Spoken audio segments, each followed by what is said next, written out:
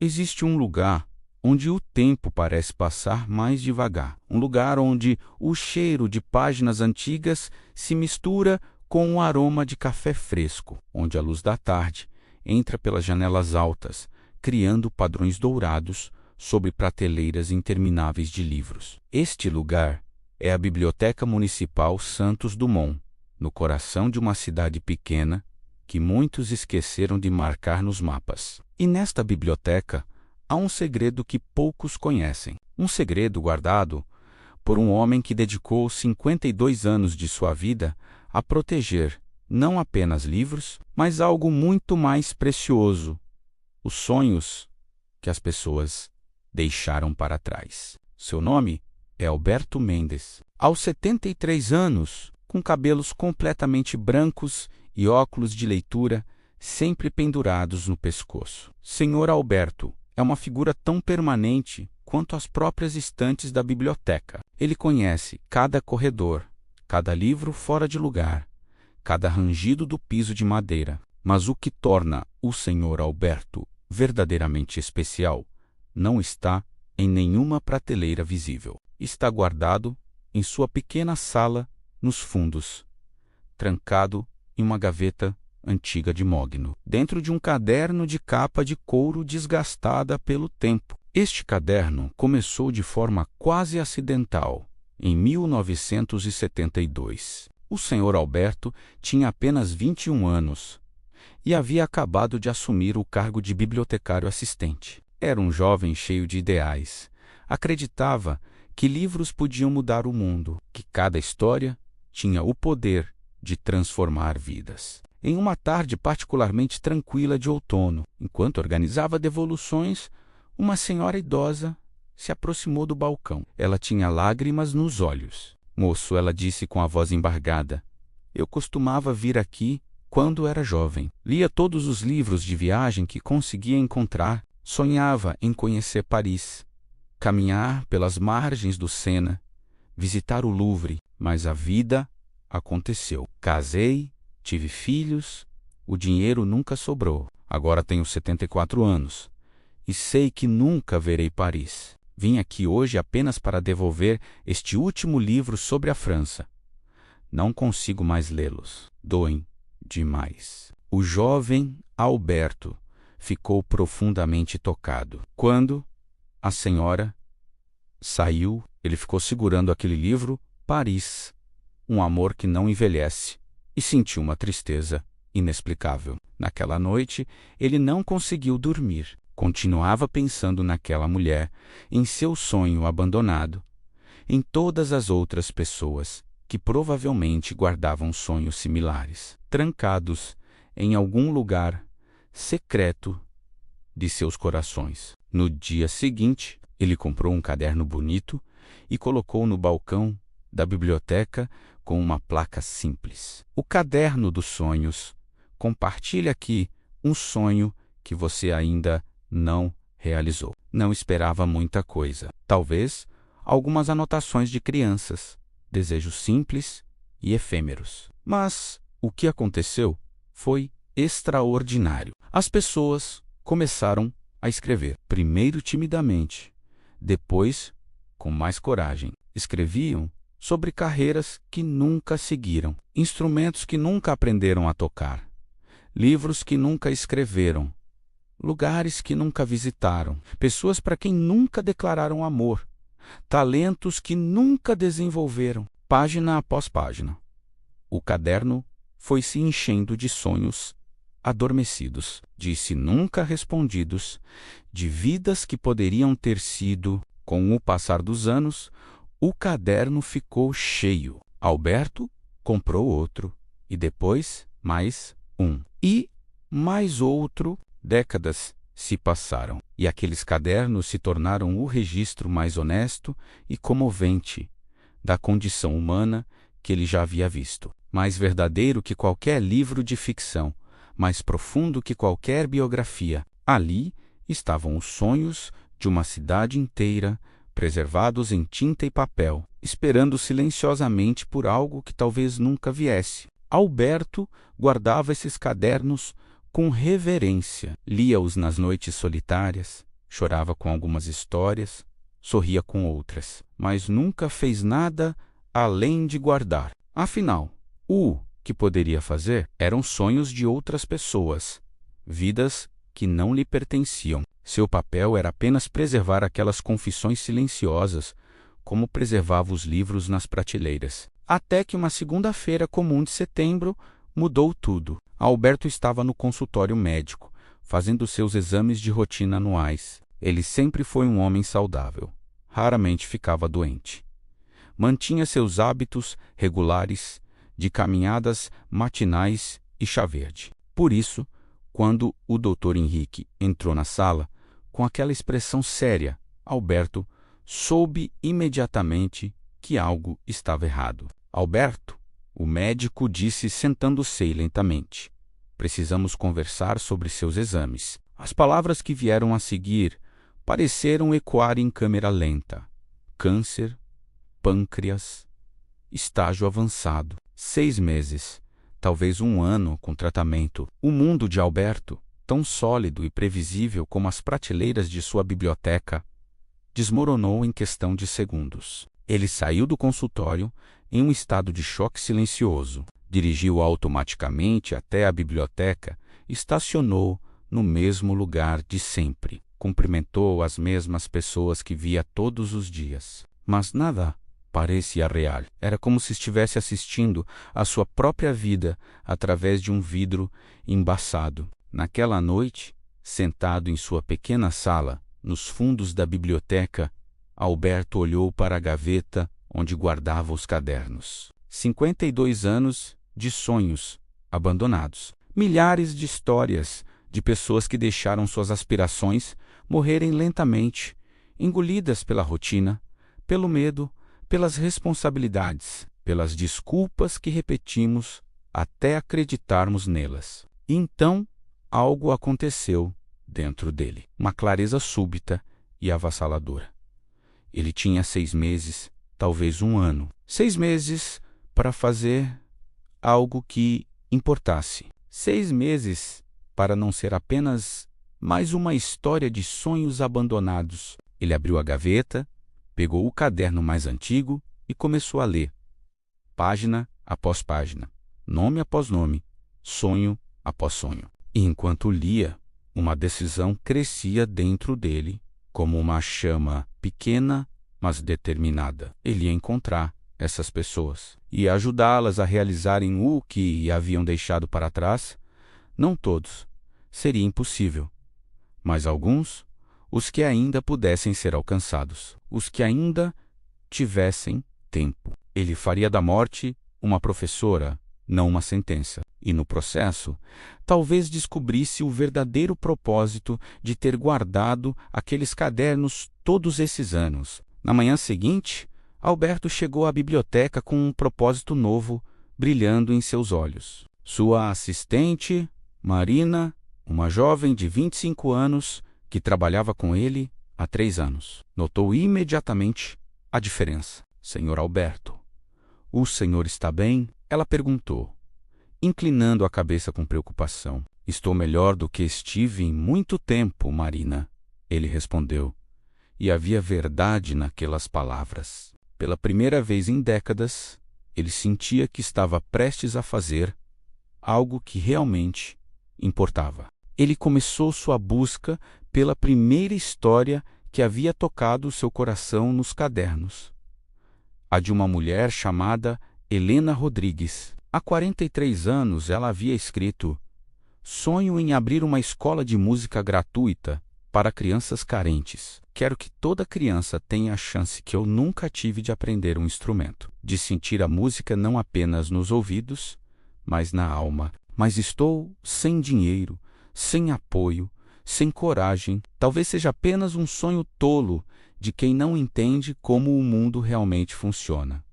Alberto lembrava claramente daquela caligrafia delicada, das manchas que pareciam lágrimas secas no papel. Ele nunca havia esquecido Helena. Mas será que ela ainda estava na cidade? Será que ainda estava viva? Ele começou sua investigação como fazia com qualquer pesquisa. Metodicamente, procurou no cadastro da biblioteca. Helena não tinha carteirinha ativa há mais de 20 anos. Ligou para a prefeitura, consultou registros públicos, perguntou a pessoas antigas da cidade. Finalmente, descobriu que ela ainda morava ali, em uma casa modesta na periferia, trabalhando como professora aposentada de escola pública. Em uma tarde nublada de quinta-feira, Alberto bateu na porta de Helena. A mulher que atendeu tinha cabelos grisalhos, presos em um coque frouxo, rugas profundas ao redor de olhos ainda expressivos, e uma postura curvada pelo peso dos anos. Ela olhou para Alberto com confusão educada. "Posso ajudá-lo?" ela perguntou. "Dona Helena Rodrigues." Alberto perguntou, segurando o caderno antigo contra o peito. "Sim, sou eu. Meu nome é Alberto Mendes. Sou o bibliotecário da Santos Dumont. A senhora se lembra de ter visitado a biblioteca há muitos anos e escrito algo em um caderno que eu deixava no balcão?" O rosto de Helena mudou. Seus olhos se arregalaram ligeiramente e uma mão foi instintivamente para o coração. "O caderno dos sonhos", ela sussurrou. "Meu Deus, aquilo foi há tanto tempo. O senhor ainda tem aquilo?" "Tenho, e me lembro do que a senhora escreveu." Alberto abriu o caderno na página marcada e leu em voz alta. "Com cuidado e respeito. Sonho em abrir uma escola de música gratuita para crianças carentes." Antes que ele pudesse terminar, lágrimas já escorriam pelo rosto de Helena. Ela cobriu a boca com ambas as mãos e seu corpo inteiro tremeu com a emoção de ouvir suas próprias palavras de 4 décadas atrás. "Por que o senhor está aqui?" ela perguntou quando conseguiu falar, a voz quebrada. "Por que está me mostrando isso agora?" "Porque eu passei 52 anos guardando esses sonhos." Alberto disse suavemente. "E recentemente descobri que meu tempo está acabando e percebi que não quero morrer, sabendo que guardei todos esses sonhos, mas nunca fiz nada para ajudá-los a se tornarem realidade. Então estou aqui para perguntar, dona Helena, ainda existe uma parte da senhora que quer ensinar música para crianças?" Helena olhou para ele por um longo momento, e Alberto viu décadas de arrependimento, esperança morta e resignação passarem por seus olhos. Então, muito lentamente, ela sentiu. "Eu nunca parei de querer isso." Ela admitiu em voz baixa. "Mas tenho 70 anos. Não tenho dinheiro. Não sei por onde começar." "Então vamos começar juntos." Alberto disse. "Não precisa ser grande. Não precisa ser perfeito. Só precisa ser real." E foi assim que começou. Alberto e Helena se encontraram todos os dias durante as 2 semanas seguintes. Eles fizeram um plano simples, mas viável. Usar a própria casa de Helena aos sábados pela manhã. Começar com apenas 5 crianças. Ensinar o básico de violão e teclado. Alberto conhecia um comerciante local que tinha instrumentos antigos guardados no depósito. Ele conseguiu doações. Marina, da biblioteca, se ofereceu para ajudar com divulgação e organização. O padre da igreja local anunciou a iniciativa durante a missa. No primeiro sábado, apareceram não 5, mas 12 crianças. Helena estava nervosa. Suas mãos tremiam enquanto segurava o violão. Mas quando ela começou a tocar, quando a primeira nota encheu a pequena sala de estar, algo mágico aconteceu. Os anos desapareceram de seu rosto. Ela sorriu. Um sorriso genuíno, luminoso, jovem. E Alberto, observando da porta, sentiu um calor no peito que não sentia há muito tempo. Aquela foi sua primeira vitória, mas ele sabia que era apenas o começo. A segunda pessoa que Alberto procurou foi Daniel Costa, um homem de 58 anos que havia escrito no caderno 22 anos atrás. "Sonho em escrever um livro sobre a história da minha família, sobre como meus avós imigraram para o Brasil sem nada e construíram uma vida aqui. Quero que meus filhos e netos conheçam suas raízes, saibam de onde vieram. Mas trabalho demais, estou sempre cansado e não sei se tenho talento para escrever. Alberto encontrou Daniel trabalhando em sua oficina mecânica, coberto de graxa, consertando o motor de um caminhão velho, quando Alberto se apresentou e mencionou o caderno. Daniel parou o que estava fazendo e simplesmente olhou para suas mãos sujas por um longo momento. Eu costumava pensar naquilo toda noite antes de dormir, Daniel disse, sua voz áspera carregada de emoção. Meu avô faleceu há 10 anos. Minha avó, há 5.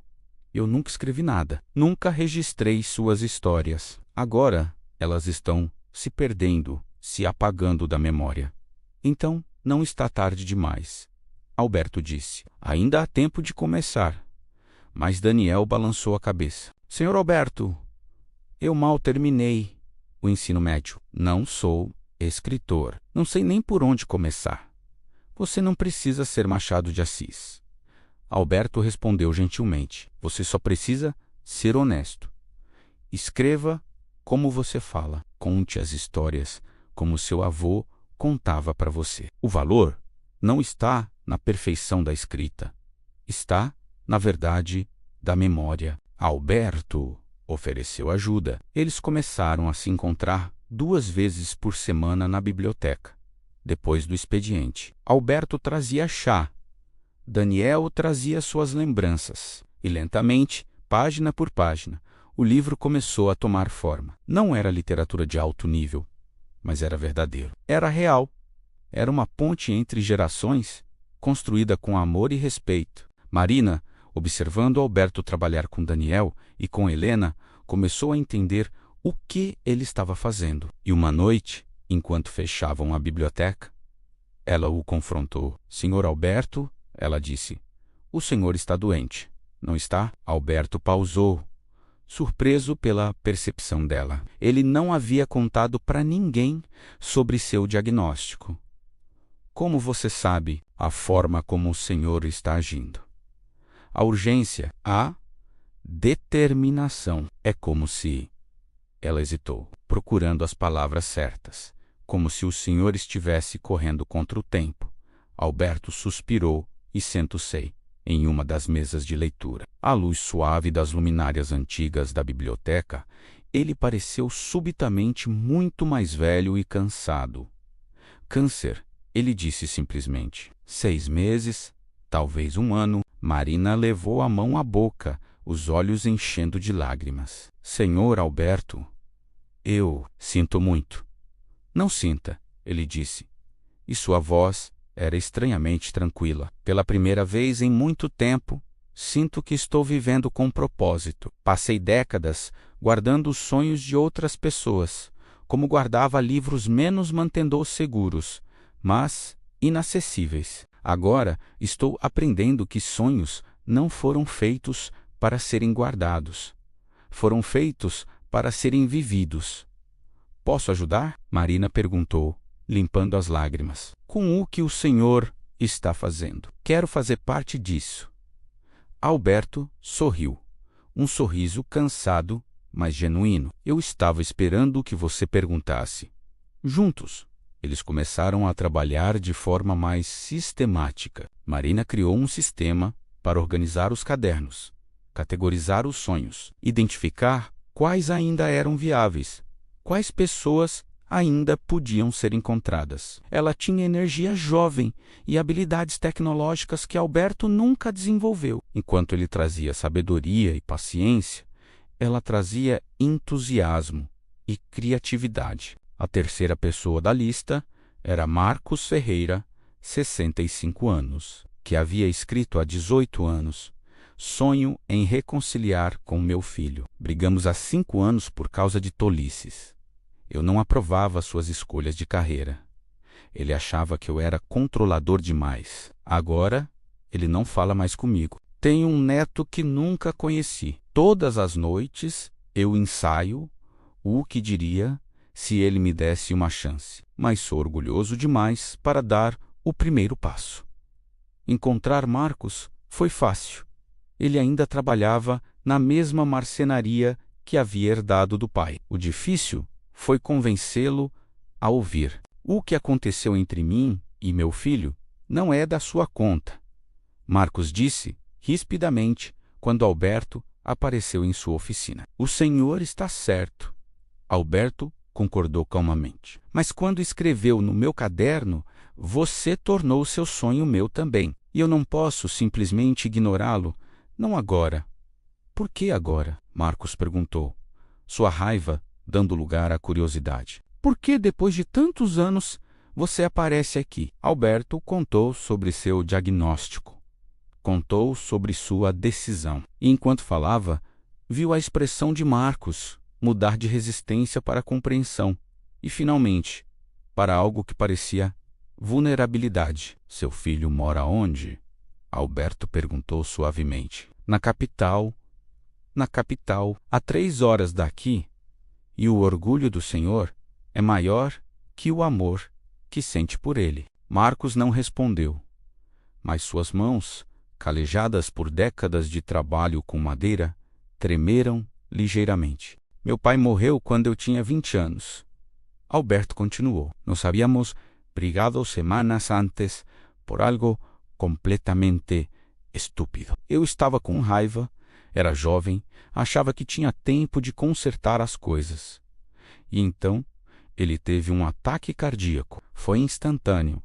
E eu nunca pude me despedir. Nunca pude dizer que estava arrependido. Nunca pude dizer que o amava. Pela primeira vez, a voz de Alberto rachou. Aquela velha ferida, guardada por tantos anos, ainda doía. O Senhor tem algo que eu nunca tive.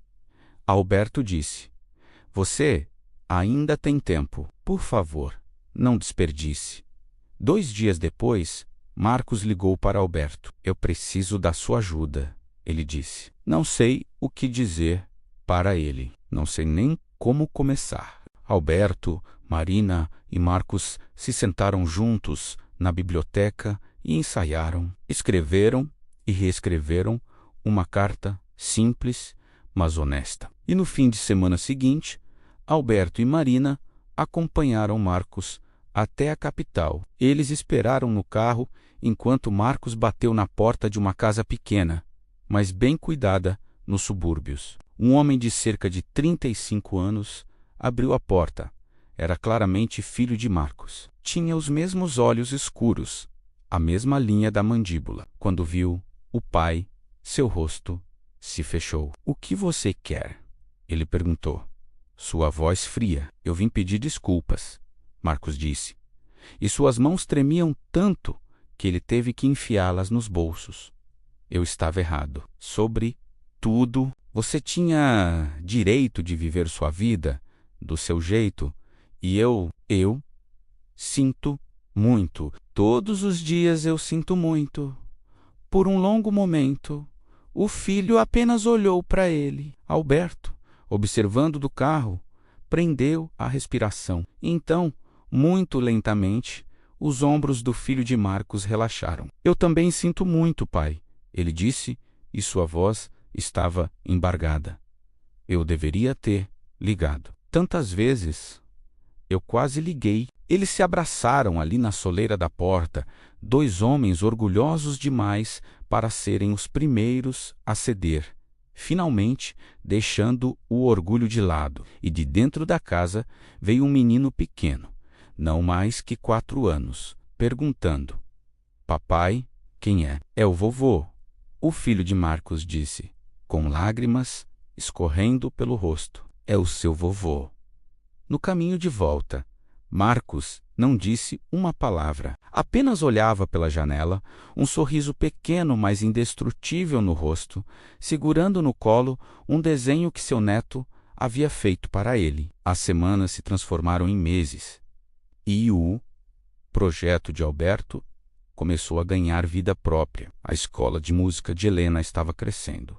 Agora eram 23 crianças. E voluntários começavam a aparecer, oferecendo ajuda. O livro de Daniel estava quase pronto. E uma editora local pequena se ofereceu para publicar. Sem cópias, sem custo. Marcos estava reconstruindo seu relacionamento com o filho e vendo o neto todo fim de semana. Mas Alberto estava ficando mais fraco. O tratamento o deixava exausto, e havia dias em que mal conseguia sair da cama. Ainda assim, ele continuava. Havia mais nomes na lista, mais sonhos esperando. A quarta pessoa foi Turiza Santos, 49 anos, que havia escrito há 15 anos: "Sonho em perdoar minha mãe. Ela me abandonou quando eu tinha 10 anos. Desapareceu um dia e nunca voltou. Cresci com raiva, com essa ferida aberta que nunca cicatrizou. Agora tenho minhas próprias filhas e vejo como o ódio que sinto está me consumindo. Está afetando minha capacidade de amar completamente. Quero ser livre disso, mas não sei se consigo perdoar o imperdoável." Marina foi quem encontrou Turiza, trabalhando como enfermeira no hospital local. Quando soube da visita de Alberto, Turiza hesitou. "Eu não quero encontrar minha mãe", ela disse imediatamente. "Se é isso que você veio propor, a resposta é não. Não é sobre encontrá-la", Alberto disse gentilmente. "É sobre você se libertar. O perdão não é um presente que você dá para quem te machucou. É um presente que você dá para si mesma." "Fácil dizer", Turiza respondeu com amargura. "O senhor nunca foi abandonado por uma mãe." "Não fui", Alberto admitiu, "mas carreguei raiva do meu pai por 20 anos depois que ele morreu. Raiva pela briga que tivemos, pela última conversa que nunca aconteceu. E essa raiva me corroeu por dentro, me impediu de viver completamente, de amar sem reservas. Só me libertei quando entendi que o perdão não significa esquecer ou justificar. Significa apenas soltar, deixar ir, escolher não deixar o passado envenenar o presente." Turiza olhou para ele por um longo momento. "Como eu faço isso? Como eu simplesmente solto?" "Começamos pequeno", Alberto disse. "Uma carta que você nunca vai enviar. Palavras que você precisa dizer, mesmo que apenas para si mesma." Durante as semanas seguintes, Turiza escreveu. Escreveu tudo o que nunca pôde dizer: a dor, a raiva, a confusão, mas também as memórias boas. Os momentos que ela ainda guardava, o amor que existiu, mesmo que tenha sido imperfeito. E quando terminou, quando leu aquelas páginas em voz alta, apenas para Alberto e Marina, em uma sala vazia da biblioteca, algo dentro dela se quebrou. Não foi mágico, não foi instantâneo, mas foi um começo. "Eu ainda estou com raiva", ela admitiu, limpando as lágrimas. "Mas pela primeira vez, não estou consumida por ela." As histórias começaram a se espalhar pela cidade. As pessoas falavam sobre o bibliotecário que estava ajudando os sonhos antigos a se tornarem realidade. E algo extraordinário começou a acontecer.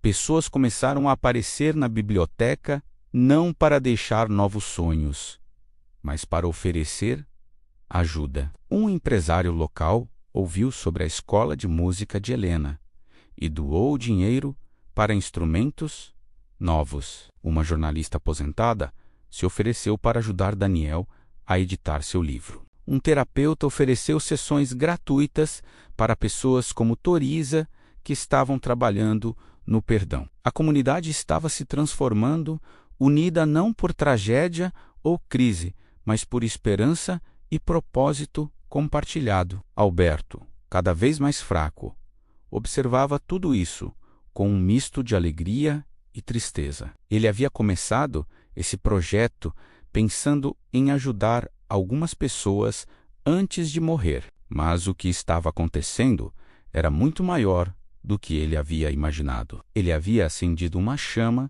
e agora ela estava se espalhando por conta própria. A quinta pessoa foi Roberto Andrade, 71 anos, que havia escrito há 27 anos: "Sonho em plantar uma floresta. Não uma grande floresta, apenas algo pequeno, mas meu. Um lugar onde eu possa ir para encontrar paz, para ouvir os pássaros, para ver algo crescer que vai sobreviver muito depois de eu partir. Mas não tenho terra, não tenho dinheiro e me dizem que sou velho demais para começar algo assim. Roberto estava vivendo em um asilo modesto, nos arredores da cidade. Quando Alberto e Marina o visitaram, ele estava sentado sozinho no jardim, olhando para o nada. Plantar árvores é uma promessa que você faz com o futuro.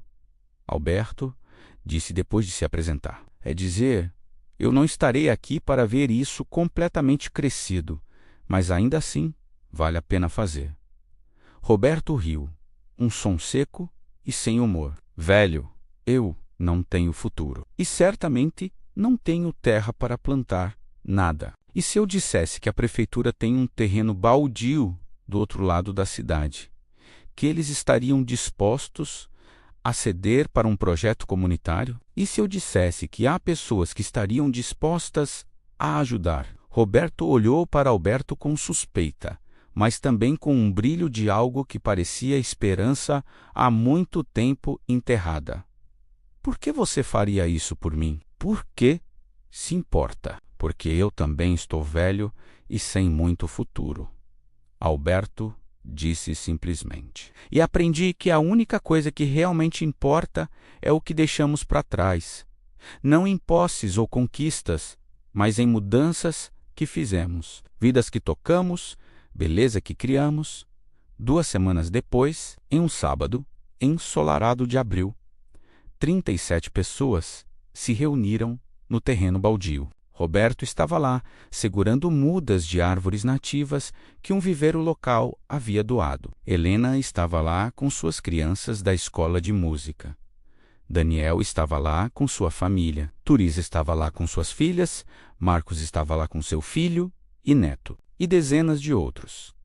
Alguns que haviam escrito no caderno, outros que simplesmente haviam sido tocados pelas histórias. Juntos, eles plantaram 143 árvores. Não foi uma floresta, não ainda, mas foi uma promessa de que beleza pode surgir mesmo de terrenos baldios, de que nunca é tarde demais para começar, de que o futuro pode ser plantado mesmo quando o próprio futuro pessoal é incerto.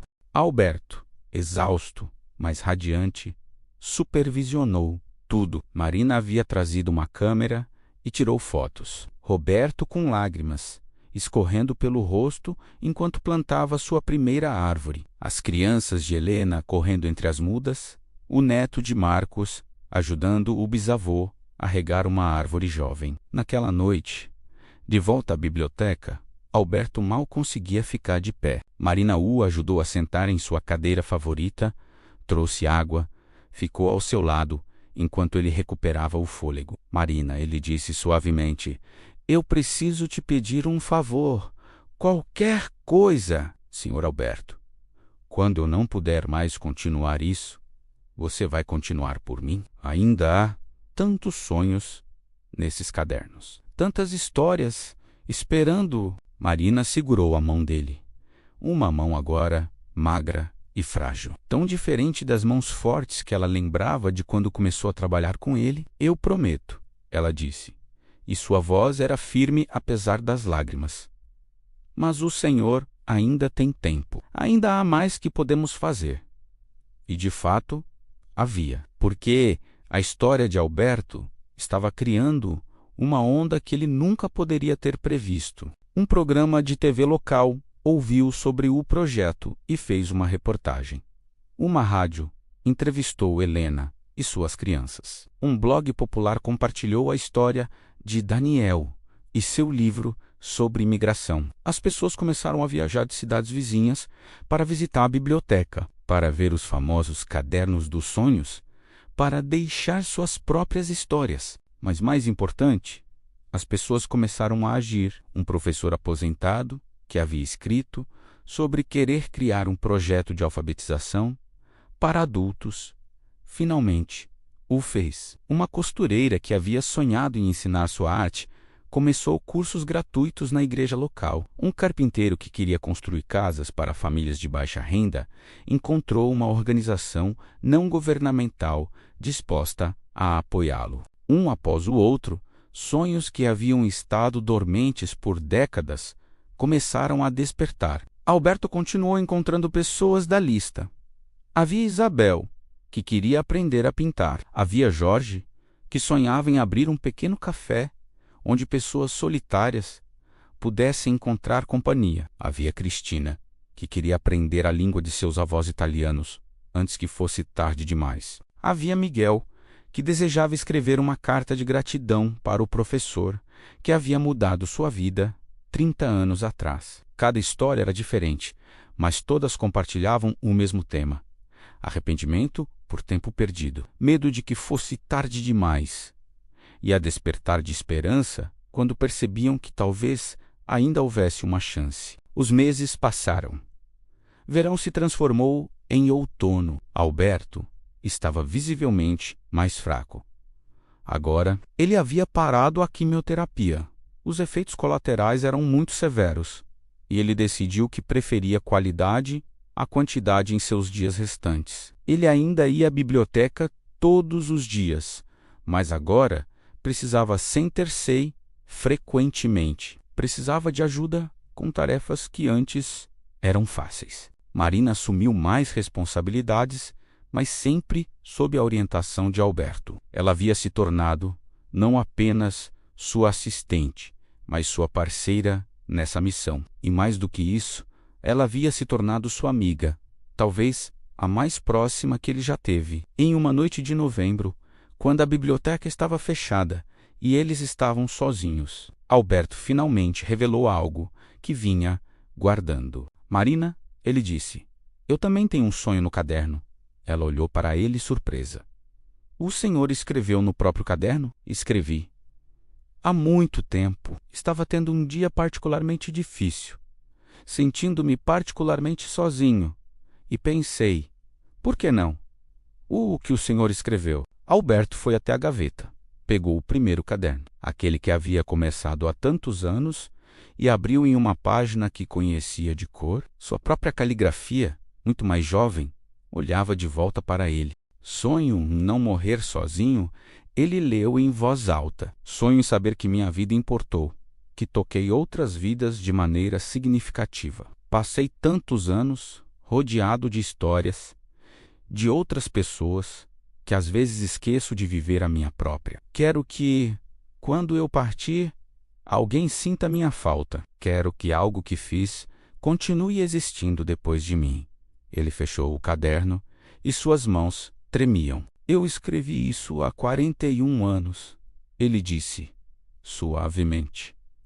Eu tinha acabado de perder minha mãe. Estava sozinho pela primeira vez na vida e estava aterrorizado com a ideia de que passaria o resto da minha existência assim, sozinho, invisível, esquecível.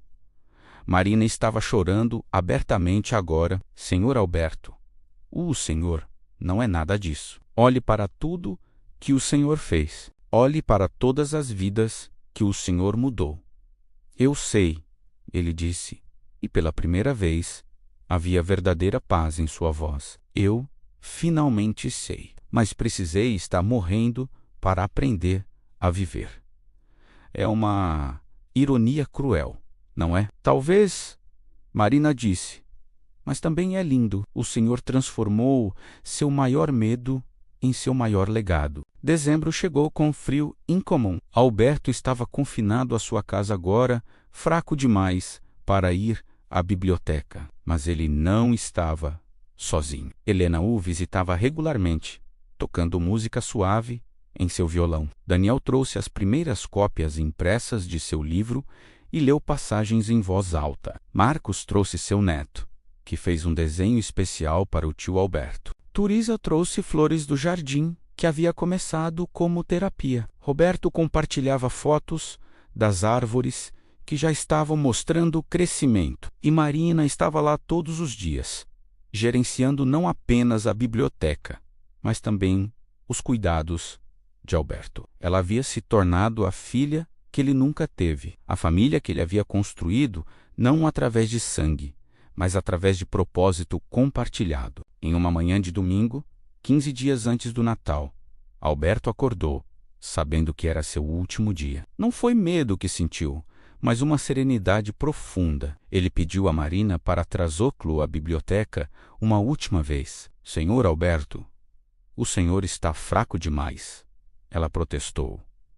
Por favor, ele disse, simplesmente. Preciso me despedir. Marina, com a ajuda de alguns voluntários, preparou um carro e cuidadosamente levou Alberto até a biblioteca. A notícia se espalhou rapidamente pela cidade. Quando chegaram, havia pessoas esperando, não apenas aqueles que Alberto havia ajudado diretamente, mas dezenas de outros, pessoas cujas vidas haviam sido tocadas pelo efeito cascata que ele havia iniciado. Eles carregaram Alberto para dentro em uma cadeira de rodas. A biblioteca estava decorada com flores, desenhos das crianças de Helena, fotos da floresta de Roberto. Alguém havia pendurado uma faixa que dizia: "Obrigado por nos ensinar a sonhar novamente."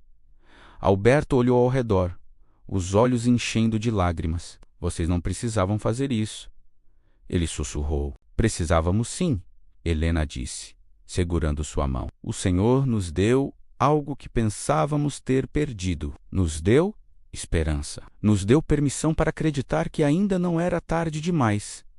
Uma a uma, as pessoas se aproximaram, compartilharam suas histórias, seus agradecimentos, suas lágrimas. E Alberto ouviu cada uma com a atenção que sempre havia dado aos sonhos escritos nos cadernos. Quando o sol começou a se pôr, pintando a biblioteca de dourado através das janelas altas, Alberto pediu a Marina para trazer os cadernos.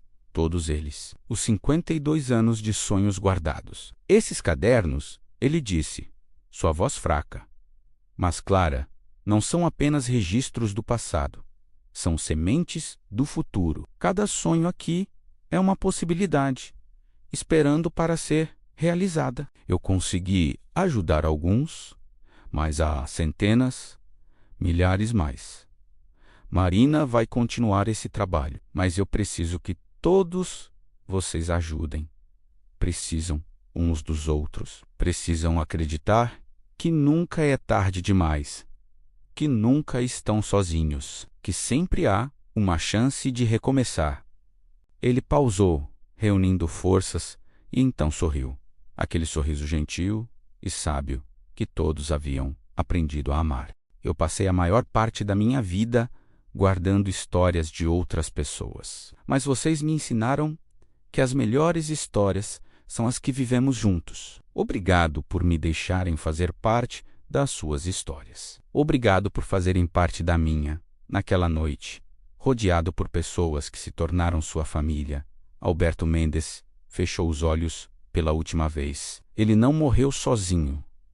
Ele não morreu invisível. Ele morreu cercado de amor, de propósito, de legado. Seu funeral, 3 dias depois, reuniu a cidade inteira. Pessoas que ele havia ajudado, pessoas que haviam sido tocadas indiretamente por seu trabalho, pessoas que simplesmente conheciam sua história. As crianças de Helena cantaram. Daniel leu uma passagem de seu livro sobre legado e memória. Marcos segurou a mão de seu filho enquanto lágrimas escorriam por ambos os rostos. Marina, de pé ao lado do caixão, segurou os cadernos contra o peito e fez uma promessa silenciosa. Ela continuaria o trabalho. Ela manteria viva a missão de Alberto. E ela manteve. Nos meses que se seguiram, Marina transformou o projeto de Alberto em algo ainda maior. Ela criou uma fundação chamada a Biblioteca dos Sonhos Perdidos em sua homenagem. Voluntários treinados começaram a alcançar pessoas dos cadernos. Workshops foram organizados sobre como superar o medo e perseguir sonhos adiados. Um programa de mentoria conectava pessoas com sonhos similares. A história de Alberto se espalhou além da pequena cidade. Outras bibliotecas começaram suas próprias versões do Caderno dos Sonhos. Comunidades inteiras foram inspiradas a ajudar seus membros a realizarem aspirações abandonadas. O que havia começado como o projeto pessoal de um homem morrendo se tornou um movimento. 1 ano após a morte de Alberto, Em uma cerimônia emocionante, a prefeitura renomeou a Biblioteca Municipal Santos Dumont para a Biblioteca Alberto Mendes. Uma placa na entrada dizia: em memória de um homem que nos ensinou que nunca é tarde demais para sonhar e que os sonhos mais importantes são aqueles que vivemos juntos. A floresta de Roberto, agora, tinha mais de 500 árvores, plantadas por centenas de voluntários ao longo dos meses. Um caminho havia sido construído através dela, com bancos onde as pessoas podiam sentar e refletir. Uma placa de bronze no centro dizia: esta floresta foi plantada em memória de Alberto Mendes, que nos ensinou que mesmo quando o nosso próprio futuro é incerto, ainda podemos plantar sementes para o futuro dos outros. A escola de música de Helena se expandiu para um espaço próprio, ensinando mais de 100 crianças. Vários de seus primeiros alunos agora eram assistentes professores, passando adiante o que haviam aprendido. Helena, aos 71 anos, estava mais vibrante e feliz do que havia sido em décadas. Alberto me devolveu algo que pensei ter perdido para sempre. Ela dizia frequentemente. Ele me devolveu meu propósito. O livro de Daniel foi publicado em uma edição maior por uma editora nacional e se tornou um sucesso inesperado. Ele viajou por escolas e bibliotecas compartilhando a história de sua família, encorajando outros a preservarem suas próprias histórias antes que fosse tarde demais. Torisa, que havia lutado tanto com perdão, se tornou terapeuta voluntária, ajudando outros a trabalharem através de traumas e ressentimentos similares. Alberto me mostrou que curar não significa esquecer. Ela dizia: significa escolher não deixar o passado roubar nosso presente. Marcos e seu filho agora trabalhavam juntos na marcenaria. Eles haviam até expandido o negócio, com um neto mostrando interesse em aprender o ofício. Eu desperdicei 5 anos por causa de orgulho, Marcos dizia. Alberto me deu coragem para recuperar o que eu havia perdido. E Marina, agora diretora da biblioteca e da fundação, continuava o trabalho com a mesma dedicação e amor que Alberto havia demonstrado. Ela manteve a tradição dos cadernos, mas expandiu. Agora havia cadernos para diferentes tipos de sonhos, pessoais, profissionais, relacionais, criativos e, mais importante, havia um sistema inteiro de apoio para ajudar esses sonhos a se tornarem realidade. 5 anos após a morte de Alberto, Marina estava organizando um evento especial, o primeiro festival dos sonhos realizados. Era uma celebração de todas as pessoas que haviam sido ajudadas pelo projeto ao longo dos anos, centenas delas agora. Enquanto preparava, ela encontrou um envelope antigo na gaveta de Alberto. Era endereçado a ela em sua caligrafia cuidadosa. Com mãos trêmulas, ela o abriu. Querida Marina, a carta começava: se você está lendo isto, significa que eu já parti e você está continuando o trabalho. Primeiro, quero te agradecer por sua amizade, por sua dedicação, por ter me dado a família que nunca tive. Você transformou meus últimos meses nos mais significativos da minha vida. Mas eu não escrevi esta carta apenas para agradecer. Escrevi porque há algo importante que eu preciso te dizer. Não se perca neste trabalho como eu me perdi por tantos anos. Sim, continue ajudando outras pessoas a realizarem seus sonhos. Mas não esqueça de viver os seus próprios. Não esqueça de amar, de viver, de criar suas próprias memórias. Os sonhos dos outros são importantes, mas sua própria vida é preciosa. E lembre-se, o maior legado que podemos deixar não está nas coisas que fazemos, mas nas pessoas que inspiramos a fazerem suas próprias coisas. Você vai inspirar tantas pessoas. Marina, você já inspira, mas deixe que elas também te inspirem. Deixe que elas também te ensinem. A vida é uma troca, não um serviço unidirecional. Com todo o meu amor e gratidão, Alberto. Marina leu a carta 3 vezes, lágrimas manchando as palavras cuidadosamente escritas. E então ela sorriu. Alberto estava certo.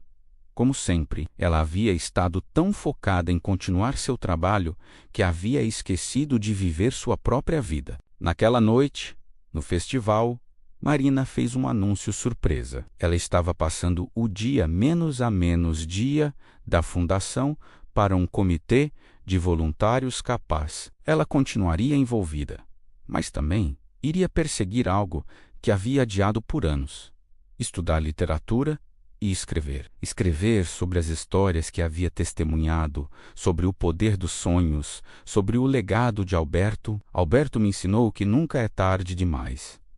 Ela disse para a multidão reunida. E hoje eu estou praticando o que ele pregou. A multidão aplaudiu. Um aplauso longo e entusiasmado que ecoou através da biblioteca, através dos anos de histórias guardadas.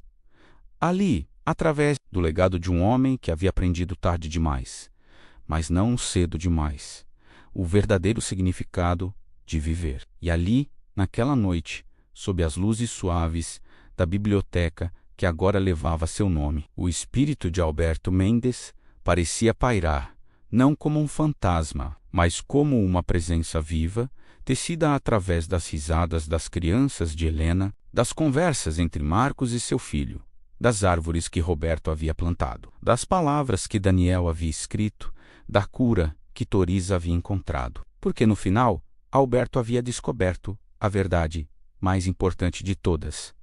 Nós não somos definidos pelo que guardamos ou preservamos, mas pelo que damos e compartilhamos. Os sonhos não existem para serem arquivados, mas para serem vividos. E uma vida bem vivida não é medida em anos, mas em vidas tocadas, em corações mudados, em esperanças renovadas. A biblioteca dos sonhos perdidos não era mais apenas um lugar, havia se tornado uma filosofia, um movimento, uma forma de viver. E seu criador, um bibliotecário idoso que havia passado décadas guardando os sonhos de outras pessoas, havia finalmente ensinado a todos a lição mais preciosa.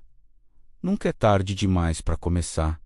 Nunca é tarde demais para mudar. Nunca é tarde demais para fazer a diferença. E enquanto as luzes da biblioteca brilhavam através das janelas, naquela noite de comemoração, iluminando a placa que dizia Biblioteca Alberto Mendes, uma coisa ficou clara: alguns legados não são construídos em pedra ou bronze, mas nos corações das pessoas que inspiramos a viver de forma mais corajosa, mais autêntica, mais plena. E esse era o verdadeiro legado de Alberto, não os cadernos que guardou, mas os sonhos que libertou. Não os anos que viveu, mas a vida que deu aos anos. Não a morte que enfrentou, mas a lição que ensinou.